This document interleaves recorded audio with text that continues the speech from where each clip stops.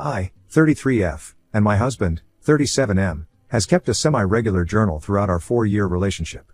He does not keep it hidden, and up until now I have always respected his privacy.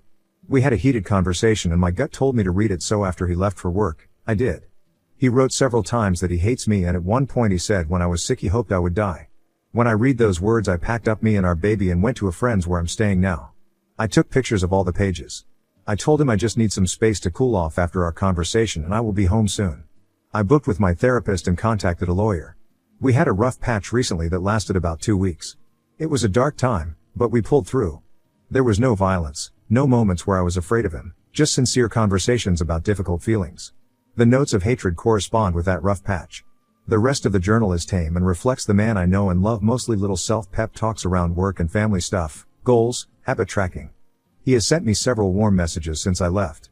He says he's glad I'm taking space for myself, that he looks forward to reconnecting when I come home, it's okay to have little hiccups, that he loves me, etc. I was sure our relationship was over the moment I read that he hates me, or even the moment I felt the need to violate his privacy, but the warm messages and the rest of the journal have me wavering a little. I understand the need to blow off steam when things are tense, and journaling is a healthy way to do that. But never in even our darkest moments have I fantasized about his death. Splitting up maybe, but this feels so sinister. I don't know how I could ever feel safe around him again. Is this just healthy venting and I'm overreacting here? Has anyone else had similar thoughts about a spouse that they then got over? Or is this a man I need to protect myself and my baby from? Edit to add context, the rough patch was about his feelings for another woman. He didn't cheat, but his friendship with her makes me uncomfortable. The part of the journal where he says he hates me was written as a love letter to her. He says he thinks about me dying and being replaced. Comments, jealous ad 5146, I'm married 17 years and I've never wished my spouse would die. Like what? Does he know you seen this? He just left it out like he wanted you to see it. And you are the mother of his child. He doesn't know I've seen it. He has always left it out. Carlerway, it is over. He wrote a love letter in his journal to another woman? You know it is more than a friendship. No matter what he says to your face. Stay strong. Contact an attorney. Go to your home while he is at work and gather more of your belongings. I am sorry. Don't believe his words now. He is seeing a strong woman stand up for herself, and reality is hitting him in his face. 20 Keller 12. Email those pictures to at least one person you trust before he finds out you've seen them. Update 1. I hope I'm doing this right. Thank you so much for all the advice and words of encouragement. Some of it was tough to read, but still deeply appreciated. Wanted to do an update because a lot of people were concerned for my safety. I took a commenter's advice and sent the pictures to a trusted friend. She pointed out that a passage I initially read as every day I think about telling her actually very clearly says killing her. I guess my brain couldn't comprehend that at first. I received a ton of helpful perspective and support, but that comment in particular might have saved my life. After I digested that, I called a crisis line and they were quite helpful in talking me through the shock. They also put me in touch with a center that's helping me get more affordable legal help. Bought some more time from my husband. Told him I'm enjoying getting out of town and I'd like to stay an extra night or two. I have therapy tomorrow and an appointment with a social worker to make a safety plan. I feel like I have a good crew of family, friends and professionals supporting me. Absolutely zero regrets now about reading his journal. My gut told me something was off, but I couldn't have imagined a worst case scenario as bad as this. I'm so glad the inner alarm bells were louder than my conscience this time. Nothing about this marriage is worth risking my life to salvage. Update 2. Just want to say a huge thank you to this community for helping me through a challenging time. Your comments and messages have been such a comfort and I'm so touched by the kindness of internet strangers. At the suggestion of the social worker, I reported his journal to the local police, and that was, unsurprisingly, a 1/10 experience. The officer I spoke to chided me for reading his journal, spoke about his reasonable expectation of privacy and basically threatened to tell my husband I had reported him. I had to firmly advocate for myself and stress that I was afraid for my life. It was an awful conversation, but now there is at least a record which includes photos of the journal. The family lawyer I spoke with advised me to file a protection order right away. The order would ban him from all contact with me and our child, bar him from our residence, my workplace, and any other places I request. He would then have to prove to a judge that he is a fit parent to be able to see his daughter again, and then we would go to mediation to try and agree on what visitation would look like. Another wrench in this situation is that we own a business together. I have an appointment with another lawyer this week to discuss what my options are there. The business was my idea, I'm confident I can run it without him, and I want to, but he's put a lot of time into it and it's the main source of income for both of us right now. It's a good moneymaker, and I'm worried he'd fight me tooth and nail on this. We take turns going in, so I went as usual on Saturday, with a friend and a baseball bat. I continued my act of intending to reconcile, doing video calls with the baby, etc. While I was at our workplace, I found another journal. Page after page love letters to this other woman going back months. The progression from I liked seeing you at the grocery store to I drove past your house today was wild. He writes about how he's deeply in love with her, can't wait to marry her, etc. He wrote about every interaction he's ever had with her, and the poor woman seems completely innocent and oblivious. Even what he perceived as flirting seems like basic politeness. He mentions a few other times that he wants me to die. The most recent entry was from the day before. He writes to her that he thinks I might be breaking up with him, but that's fine because he never liked me that much anyway. If he's upset about anything, it's just about losing the house and how the breakup will be perceived by our friends and community. Curious if people think I should warn the other woman. It's my instinct not to, at least not before the ink dries on our impending paperwork. I was already concerned about how he might react to being served with a protection order, most worried that he might try to sabotage our business or trash the house. Given how preoccupied he seems to be with his public image, I made a plan to confront him about the journals and use the protection order as leverage. Here's how it went down. I left the journal and my baby with my friend and went to our house with 2 trusted male friends, and the baseball bat. They waited on our porch. I told my husband that if they heard anything louder than a speaking voice they would come in with the bat. I told him I had to tell him something he wouldn't like to hear, and he needed to know that I had already taken steps to protect myself.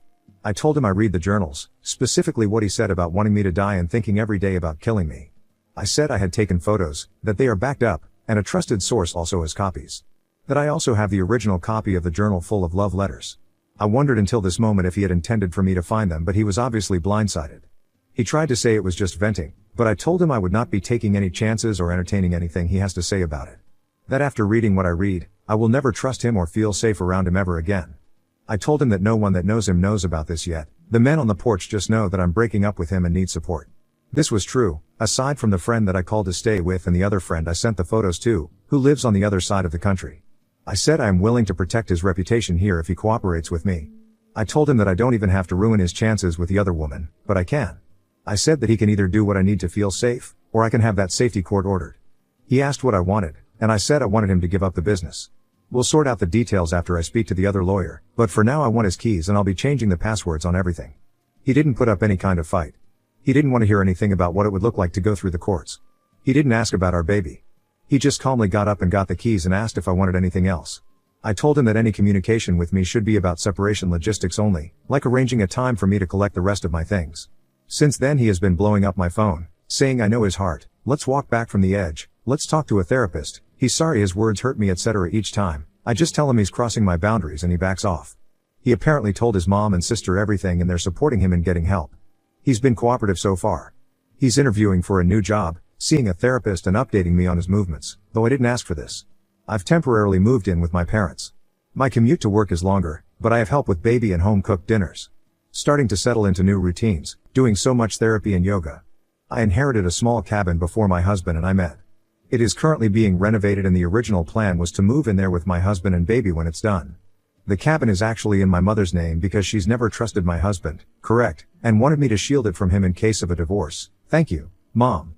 So I will have a permanent home for me and baby very soon. The dust still needs to settle and it could get worse before it gets better, but I'm optimistic at this point. I'm confident I'm going to come out the other side of this as a badass single mom with an incredible child, a thriving business and an adorable little home. Honestly, the thought of having all those things on my own without my husband is so freeing. I've got a great village supporting me. Thank you all so much for being part of it. Comments. No, he's already not putting up a fight and that itself is a huge relief. If she still lets the lady know, it could make him snap and hurt her and the baby. Op has to think about her kid's safety and try to not be a target. Op, this is exactly where my head is at. I don't know this woman, so I can't trust her not to tell her friends and I don't want it to get back to him. Still likes turtles, Op's lawyer or social worker should handle that. Op should share it with both, either can take appropriate action to inform the other woman. No need for Op's life to be messier or give the soon-to-be ex anything to work with. Op, lawyer agreed with me that it's best not to talk to the other woman for now. The police know. Tutu Bananarama, it would make a wonderful book someday. Maybe you can turn this horrible event into a stream of income for you and your baby somehow, to help with your new life. It takes a week just to make the appointments sometimes, lawyers, therapists, but protection orders can come quickly. Please tell us this is real. That you didn't lie to us. Op, it is all unfortunately real. For anyone else in a similar situation that might be reading this in my area, there is a legal center that holds space for emergency appointments every day at 2 p.m. Protection orders are processed the same day they are filed, that's my understanding. I didn't actually file one yet, As far as a therapist, I have one I see regularly, so I already had an appointment on the books. After speaking with me, my therapist opened up an additional weekend appointment because I obviously needed the extra support. Now on to the next story. Story 2. Discovered that my wife cheated on me with my best friend, so I ruined her life. Here is my story. My wife and I both met each other 15 years ago at summer camp. I had been attending the camp since I was a child, and when I was of age I applied to be a counselor. My girlfriend had actually just moved to the area and applied for a summer job there. She was a new girl to everybody else who had been going there for years. She was beautiful, and right away I had a crush on her. We had our little summer fling and we didn't think anything else would come of it. However, we kept in touch and we eventually ended up going to college in the same city. From there our relationship turned romantic. When we graduated we got married shortly after and everything had been perfect between us. I truly loved her with all my heart and I thought she felt the same way. We had 2 children together and I had a great job, so she was able to stay home and take care of them full time. It was like the perfect American dream. I didn't have to travel often for my work, but every year there was a big company retreat in the mountains. It was for team building activities in theory, but it was just an excuse for everybody to get together and drink for an entire weekend. I looked forward to it all year long. I worked in the same office as my best friend, let's call him Mark. We met each other during our senior year of college and we hit it off right away. I had never gotten along with another person quite the way I got along with Mark. We got each other's sense of humor and we could talk about the strangest things for hours. He was hired at the firm we worked at first, then he saw a potential opening for me and he vouched for me. I thought I had him to thank for how great my life was in some respects. One of the reasons I was looking forward to going on the company trip was to spend some more quality time with Mark. The week of the trip came along and everybody in the office was excited, including Mark. However, the Friday before we were set to leave, Mark didn't show up to work. I texted him and asked him what was wrong and he told me that he must have had a very bad stomach bug. I asked him if he was going to be better by the time we left for the trip, and he said he wouldn't. I was bummed that Mark wasn't going to be able to go, but I didn't think it would stop me from having a good time while I was there. There are plenty of other people in the office that I got on with. Saturday morning came and I said goodbye to my wife and left for the trip. I had a wonderful time while I was there and I never suspected that anything would have happened while I was gone. After all, my wife was home with our kids. I texted Mark a couple of times during the weekend just to make sure he was all right. He told me that he was still in bed trying to recover, but he appreciated me checking in. I sent him a few funny pictures and videos of things that were happening while we were there. I got home from the trip Sunday night and was relaxing with my kids and telling them an abridged version of what happened over the weekend. My wife was always somewhat of a busybody. Relaxing was difficult for her in general, and she would often be going around the house and picking up toys and blankets and things like that to keep it tidy. The house was spotless when I came in, but she was still walking around and cleaning pointless things. In hindsight, I think she just didn't want to talk to me because she felt guilty. It was getting late, so I scooped up my kids and brought them to their rooms to tuck them in and say good night since I missed them the past couple of days. While I was kissing my son on the forehead, he asked me if Uncle Mark was going to be coming over again. First, I thought he was asking because he hadn't seen him in a while and missed him. I told him that I didn't know when Mark would be coming over again. Then he told me that the day before Mark promised him he would be seeing him soon. I clarified with him and asked him if he had seen Mark the day before, and he confirmed it. I had no idea why Mark was at my house. When I was texting him he told me that he was at home and recovering from the stomach bug. If he was at my house, that would mean that he lied to me. My suspicions were immediately raised because he wouldn't have lied to me about going to my house unless he was doing something he shouldn't have done. We were good friends and I trusted both him and my wife. If he needed to stop by my house for something, I would have understood. When I got to my bedroom I mentioned to my wife what our son had said. She shrugged it off saying that he must have been mistaken and he might have been talking about a couple of weeks ago when Mark was over. My son was 4 years old at the time, so I doubted he would mention it if it was so long ago. I believed my son more than I believed my wife at the moment. However, I didn't have anything to prove my suspicion, so I dropped it. I went back to the office the following Tuesday morning and Mark was there, looking just as good as you ever did. I was still suspicious, so I checked in with him to see how his weekend went. He confirmed to me once again that he was home resting all weekend long. My gut was telling me that there was something seriously wrong and I needed to get to the bottom of it. A few nights later, my wife left her phone in the living room while she went to do the dishes, so I snuck off to the bathroom with it. I hated going through her things, but I felt like I was being lied to and I needed to know what the truth was. I looked through the text message conversation between her and Mark to see if there was anything suspicious. There were a lot of deleted messages between them. My mind wandered to everything that could have been in those messages. I did not doubt at that point that it was evidence of an affair. I was able to type in a passcode to look at her hidden album and I found a lot of pictures of her naked. I found a few other pictures of a man whose face wasn't in the image, but I recognized a couple of tattoos as ones that Mark had. I was right to be suspicious after what our son had said. She did have Mark over and they must have slept together while I was away for the weekend. I could only imagine that Mark faked being sick because he knew that there would be a window where he could be with my wife without having to worry about me. What angered me the most about all of this was the fact that they did it while my children were home. My son remembered seeing Mark there over the weekend. I didn't know the exact details about it, but was furious. I put my wife's phone back before she noticed anything and I went to bed early. I needed to think about what I wanted to do moving forward. I was going to divorce my wife and I wanted nothing to do with Mark in the future. Whether that meant somehow getting him fired or finding a new job myself, I didn't know. All I knew was that I wanted to get back at both of them. I knew that Mark liked to flirt at the office, so I thought I might be able to do something with that. In particular, there was an assistant that he would often flirt with.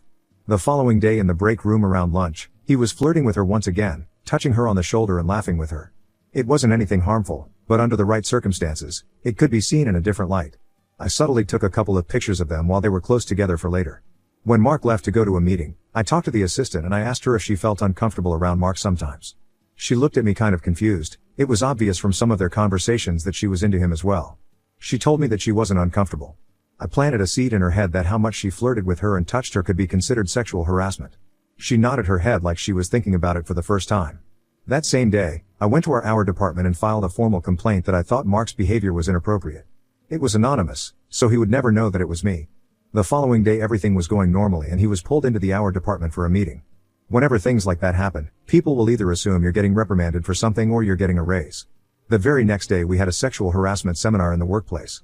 Mark was publicly brought into the office just the day before, so everybody started putting the pieces together and thinking that Mark was responsible for the seminar. With all the conversations and rumors, the assistant he was hitting on started telling people that he made her uncomfortable and the narrative of Mark sexually harassing people at work took full form. Word got back to him and eventually, he came to me and asked me about it. He trusted that I would be honest with him about what people were saying. I told him that I didn't know what to believe. After all, he was sleeping with my wife so he clearly couldn't be trusted. He was shocked that I said that, probably surprised to learn that I even knew about it. The talk didn't stop in the office and Mark eventually put in his 2 weeks notice because he felt so uncomfortable. Meanwhile, I found an amazing divorce attorney and I served my wife with papers a few days before Mark quit his job. She was completely shocked by the news when she got it. She had no idea I knew about her and Mark being together. She tried to make me out as a villain for leaving her and the kids. I told her I had no intention of leaving the kids, just her. We got our divorce and because she cheated she wasn't awarded any spousal support. She was forced to go live with her mother and look for another job. I got full custody of the kids. The judge did not like that she was having an affair with the kids in the house so blatantly. She still has visitation rights to them though. It hurts the most when I think about how it wasn't just one person that I lost in all of this. I thought of Mark like a brother and he and my wife both stabbed me in the back. I have a lot of stuff to work on for myself before I even consider dating in the future.